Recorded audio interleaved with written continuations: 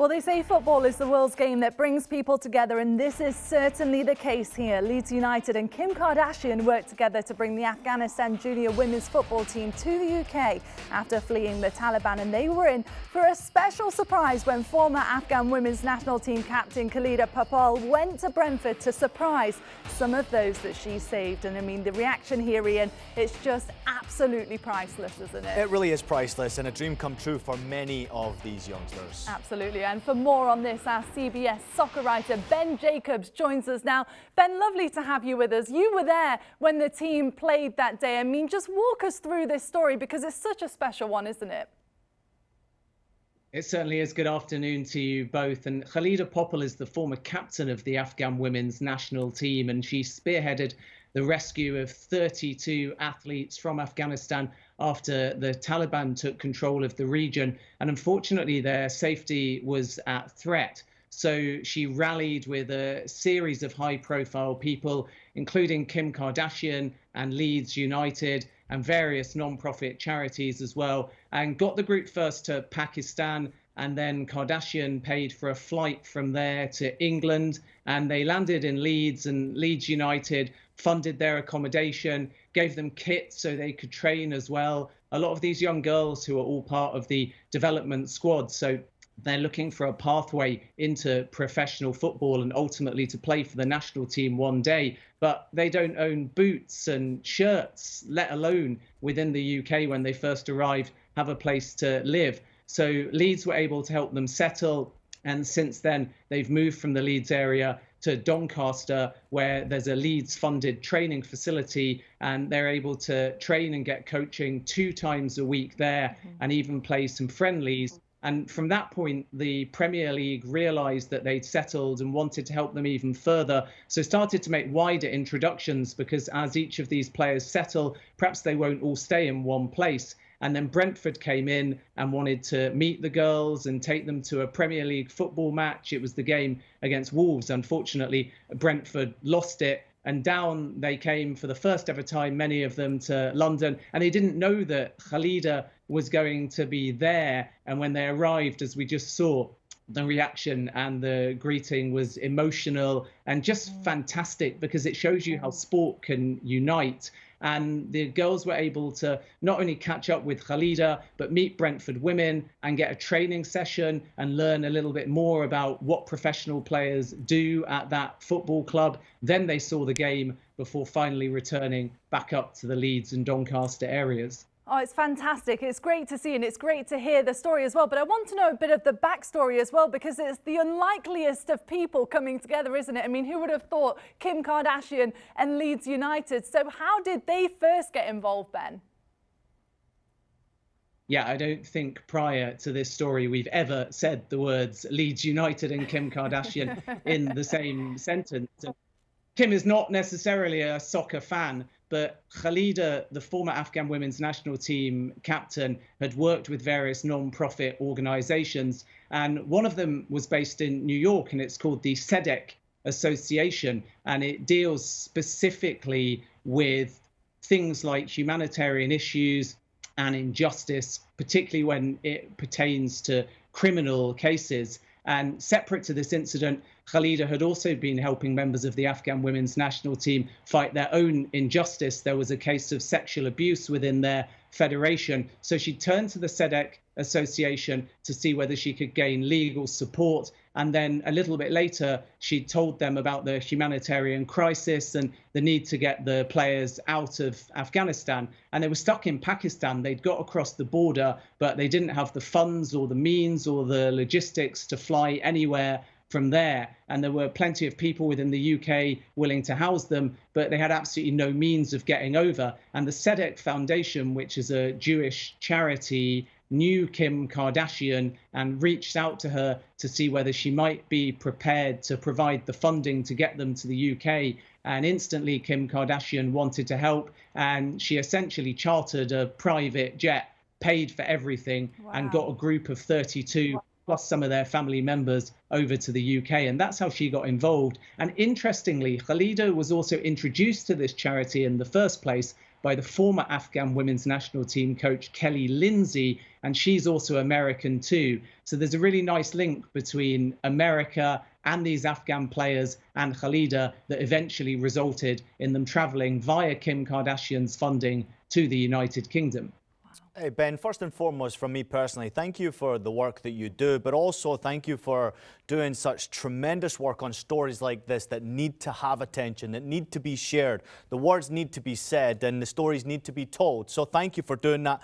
You know, my football club, FC St. Pauli, work very closely with welcoming refugees to the club as fans to come and watch football, but also to help the young children find homes, to find food, and obviously to play some football as well. What more can be done, do you think, within the footballing community, big clubs in England and Scotland, across the European top 5 leagues, to help with refugees or even to help people maybe have a better life? It's a great question. And I think the first thing to understand is that a refugee is a victim.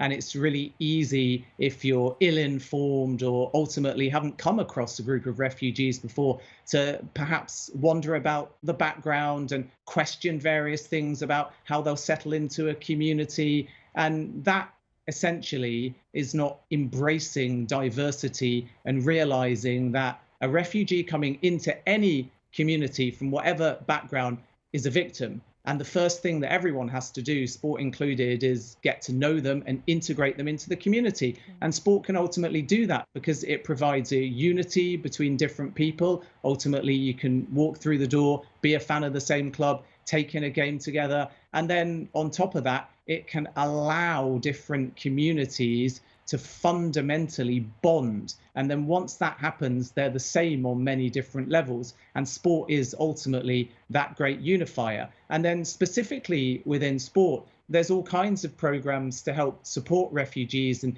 integrate them through sport into the wider community. So every January, Amnesty International run a Football Welcomes Refugees program, and you might see soccer players across the world wearing T-shirts that say Football Welcomes Refugees. And again, it allows refugees that maybe can feel isolated and ostracized. And ultimately, none of these girls that we're talking about from Afghanistan wanted to leave their home. They've been forced out. And had they stayed as female football players, they might well have been killed. Khalida Popple has said before that if she stayed in Afghanistan and she fled that country when it was first occupied by the Taliban in 2011, she would have been killed. And if she goes back there, she'll be killed again. So she didn't want to leave, but she had to. And she ended up in Denmark and now frequently visits London. So when we're trying to integrate a refugee through sport, it's important to realize that they've come from traumatic backgrounds. And it's really crucial that they are integrated into the community. So when a football club helps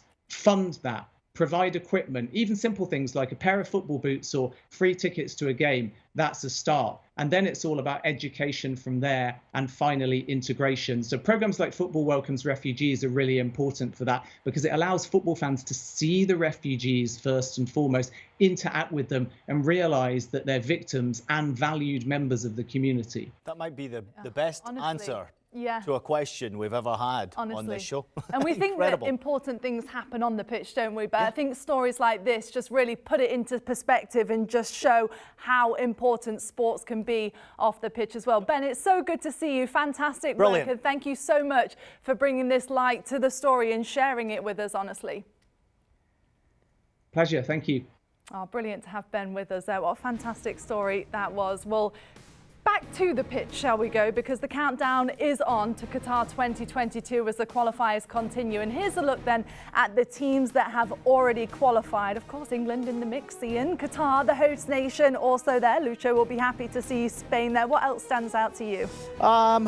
Listen, I think obviously the European nations qualifying, the abundance of them so early, but seeing Argentina and Brazil already qualified, there's certainly a favourite or two who are already there, already qualified. But there are some big names, Poppy, who are on the edge of not making it onto that list, which interests me a little bit more. Yeah, absolutely. And for more on this, let's bring back in our guys, shall we? Lucho Garcia and Jimmy Conrad to join us now. Let's talk about the Common Bowl then as we take a look at the standings, because the top 4 from this group go through. The 5th one goes to the Intercontinental Playoff. And as we saw, Brazil, Argentina already solidified their spot. So Jimmy, 2 teams through, 2 left to join them. Who do you see making it to the World Cup with them?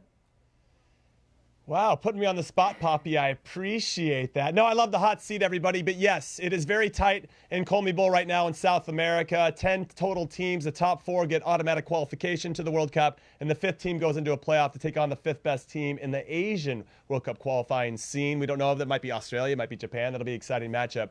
But there are 5 points that separate the 4th place team right now, which is Peru, and the 8th place team, which I believe is Bolivia. So there's a lot to play for with only 3 games left.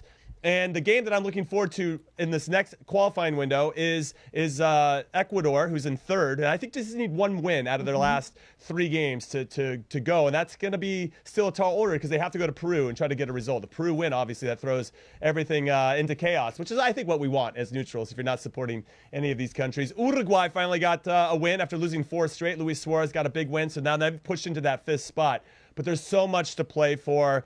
And with only 3 games left, I think we might see some surprises. Colombia have been really disappointing in particular. They just lost at home, and they only have 3 wins out of 15 games. That's unacceptable for a team that boasts of Duvan Zapata, James Rodriguez, Luis Diaz, who just signed for Liverpool. So I think there's still going to be some questions that need to get answered, but I like Ecuador to get that 3rd spot. I'm hoping Peru does it, if only for our very own Luis Miguel Echegaray, who would absolutely lose his mind. And then, I want to see Luis Suarez and Edinson Cavani have that one last gasp, this last golden generation for Uruguay to make the World Cup as well. But they're going to have a tall order in that playoff game if they do end up making it. Jimmy, I can't believe you just said you love to see chaos in World Cup qualifiers. I guarantee that you do not want to see chaos in CONCACAF, that is for This sure. is another region, Poppy. Okay, I'm not talking about CONCACAF. I'm then. talking about Colmy Bowl. Well, let's keep going then and talk about over in Asia with the Asia qualifiers, because there is 2 groups for this. The top 2 in each group will automatically qualify. Then there's 2 third place teams will play each other in the Intercontinental Playoff as well. Yeah. It's confusing, isn't it, the way it all works? But Iran is the only team out of this group that's through so far. Ian. Yeah, already through. Won 6 out of the 7 games that they played so far. Really outstanding to see. Serdar Azmoum, who's been the goal scorer for them, just got a recent move over to Bayer Leverkusen, which really caught my attention. So nice to see him already qualified for the World Cup. They only let in 2 goals throughout that qualification process, and they're still playing. So really impressive defensively, scoring 12 goals in the process. Watch out for them. Obviously, it favours them being closer to Qatar when it comes to these games, and maybe we'll see some fans travelling as well. That'll be interesting. It's a battle then. Obviously, South Korea look like they're going to qualify automatically in 2nd spot in Group A of the AFC. They're almost there. They're sitting on 17 points, and as I mentioned before, Iran are sitting on 19 points. So they're almost there. I would expect South Korea to get that automatic qualification process to Qatar 2022. The other group's a little more interesting, and it does catch my attention, and weirdly enough, I found myself spending way too much time looking at AFC yesterday. Obviously, I have family in Australia, which is where my interest is, and Australia are struggling to get into the top 2. They're not far away. They're only 1 point behind Japan, who Jimmy has just mentioned there. One of those 2 teams could drop into that qualification process playoff, which is something you don't want to happen. Japan, 15 points, only 7 goals they've scored from 7 games, which is a major disappointment. Australia, I'm still waiting for them to really explode. Hopefully they've got time to do so. But Saudi Arabia are the team in Group B that have caught my attention the most. They have been flying. They have 19 points from the 7 games, only let in 3 goals throughout the qualification process, and not yet lost a game. So watch out for Saudi Arabia. They're almost there. So it's wide open there, but let's talk about UEFA then, Lucho, because the automatically qualified teams are set, and now we're just waiting to see who will join them through the playoffs. 12 teams are playing for the 3 remaining spots, including perhaps the biggest storyline in these qualifiers. Italy and Portugal could be fighting for only 1 place, and that's if they actually both make it to the final to play against each other. I mean, it's a fascinating playoff, isn't it, this one, Lucho?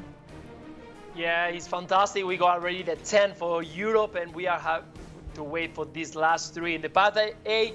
That's the way they call it. Not a group, they have to be a path. Scotland, Ukraine, Wales, and Austria. I think on here, well, they only have to rely a lot on Gareth Bale. Let's see how he arrives, because it's not counting with a lot of minutes at Real Madrid. So I think there is only about 2 teams. They are Ukraine and Scotland. Both teams have done a great job during the group stages. I knew you will shout for it. I knew it. So those 2 teams are the ones that are going to be fighting in that final trying to go through. And in the Path B, we got Russia, Poland, Switzerland, and Czech Republic. And for me, there is only one team that I think that is going to be with enough quality to go through. That is Sweden. It was fantastic during the group stage. They only ended on top in the Group B against Spain with a lot of quality on the team, very competitive with Forsberg. We all know Klaassen, Olsen, and of course Isaac at front. Fantastic striker, did so well during these group stages. And of course, in the Group C, the group of death, we got, with all my respect of North Macedonia and Turkey, Italy against Portugal, the two big teams, that one of them is not going to be in this World Cup. And I don't know why, for me, and because the DNA of Italy is always very competitive, always ready for this kind of occasion, and because they missed the last World Cup, I think is the team is going to go through to the World Cup. Sometimes some people will say, oh my God, Cristiano Ronaldo is not going to be there. Is the last World Cup for Cristiano Ronaldo? You never know with Cristiano Ronaldo, so we might see him in the next one, 2026. But for me, Italy's got more than enough to go through, so that's my favorite in the Group C. What about Scotland, though, Lucho? Do you think Scotland's going to make Ian happy?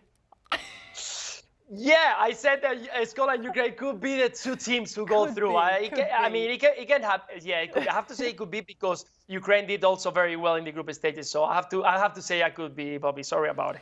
Listen, there's a big opportunity for Scotland if they. Could you imagine if they get Wales in that playoff? The winner goes through from the British Isles. That would be interesting. Absolutely. Well, finally, the Africa Cup of Nations. It's been an entertaining tournament so far. We've got the semi-finals coming up on Wednesday, and some massive names still in the competition. Jimmy, it's really been a close and competitive tournament so far, hasn't it?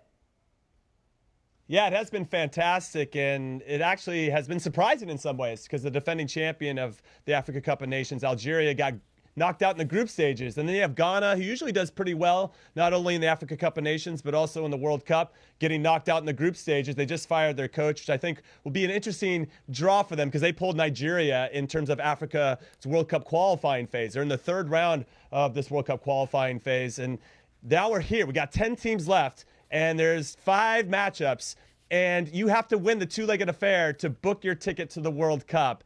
And what's a little bit unfortunate, because that draw just came out, is that Senegal, who are led by Sadio Mane, are taking on Egypt, who are led by Mo Salah, who just happen to be teammates for Liverpool. So that is sad that one of those 2 players will not be at the World Cup. There's other big matchups as well. Cameroon, who are the hosts of the Africa Cup of Nations, taking on Algeria. As I mentioned, Algeria really struggling in the Africa Cup of Nations, which is being played right now, as you mentioned. Ghana just fired their coach. Nigeria won all 3 group games and then lost to Tunisia in the first knockout round games of the Africa Cup of Nations. I like Nigeria there.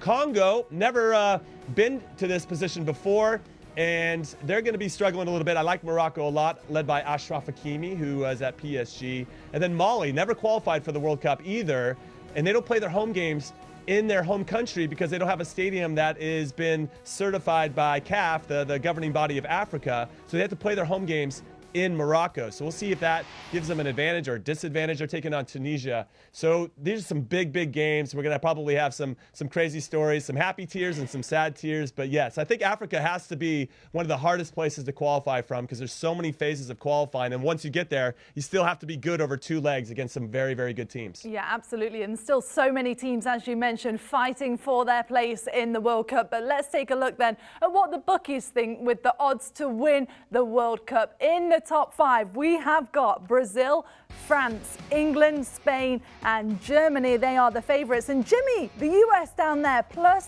8,000. What do you think about those odds? I like us better in 2026. I'm kind of curious about what those odds are because we're hosting the tournament. We should be ready to go. Yeah, these odds aren't surprising. And if I had to make a pick, I'd actually go with Brazil. They're just so stacked in so many different areas. They got Alisson or Ederson in goal. That must be nice. Marquinhos, Thiago Silva, Eder Militao is obviously taking big steps with Real Madrid at center back. Then you have Fred, I know people laugh or roll their eyes when I say Fred, but Fabinho, Casemiro's are holding midfielders. You got Vinicius Jr., Neymar, Rafinha, who's been killing it for Leeds. I mean, they are stacked in so many different areas. Maybe not right back Danilo, but outside of that, this Brazil team, I think this is their tournament to lose. They're so talented. Are they your favorite then, Jimmy, to win the World Cup? Are you backing them? I will, actually. I think I am going to back Brazil to do some damage. And the Neymar thing is what I think gives me a little bit of pause, because are they better without Neymar, or are they better with him? Sometimes when you have a player that demands that type of attention, it takes away from the team thing. I don't know. I got to maybe canvass the opinions of my Brazilian friends before I go too far out on a limb. But I do like Brazil. Well, you are our wagering expert, so no surprise there that you're siding with Vegas on the favourite, the favourite, isn't yeah. it? Yeah. So At Jimmy, least he didn't go for a draw. yeah, no draws No draw allowed here. today. So Jimmy's going for Brazil. All right. Lucho, what are you going for? What's your early prediction?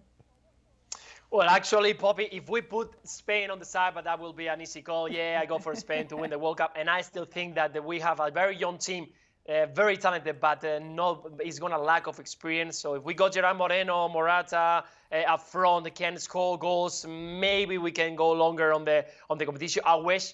But I think from those European teams that they are going to be over there, European nations, France, Belgium, England, Germany, Spain, I will have to go for France. I think France has got an amazing team. They got so much experience, so much talent in every single line, and they are a unit. There is a team who fights as a unit. We saw them competing very well in the past tournament, so I think it's going to be one of those contenders to win this next World Cup 2022. Do you think he enjoy? Going for Argentina. Are you? Yeah, just to go against Jimmy. No surprise there, is there? I got to go for Argentina. Listen, I think already qualified, obviously. This is a big tournament for obvious reasons for best player in the world. And then, of course, you have Lautaro Martinez, you have Di Maria. The names just continue to ring off and ring off. But I'm wanting to see a better Argentina than we have seen over years and over World Cups. I want to see a really good Argentina in this World Cup. And I think that there's something there for them. There's something there that is uniquely special, and I don't know why. I'm leaning towards them over Brazil. I think Jimmy's right, but I would put Neymar in their team. When it comes to UEFA, it's much more difficult to pick who would be a favourite, but I'm going to sit on the safety net. Plus 1,000 right now for Argentina. Not a bad little wager. Guess who I'm going to go with? England. Oh, yes, the Three Lions. They fell just short in the Euros. But I will say Belgium. If I couldn't choose England, I'll take Belgium. So we've all got somebody different. I feel like that's always your answer. If it's not England, it's Belgium. Why is it Belgium? What is it about Belgium? Tell me what it is about Belgium, Poppy, that would make them a favourite. I'm going to say because they were so disappointing in the Euros with how it finished for them. And I think they had real potential. So I'm really interested to see how they come out. And this is really an opportunity. The golden generation, can they do it? The big question. Good answer. Golden generation, well coached. They got top players. There's no reason why they can't. Yeah, absolutely. All right, well, the road to Qatar continues on Wednesday in CONCACAF World Cup qualifying with the final matches of this window coming up. The US return to home soil as they welcome Honduras to Minnesota. Then we'll have 3 other matches available for you on Paramount Plus as Jamaica welcome Costa Rica to Kingston. Canada on the road to face El Salvador, and Mexico and Panama will go head-to-head to close the night at 10 p.m. Eastern.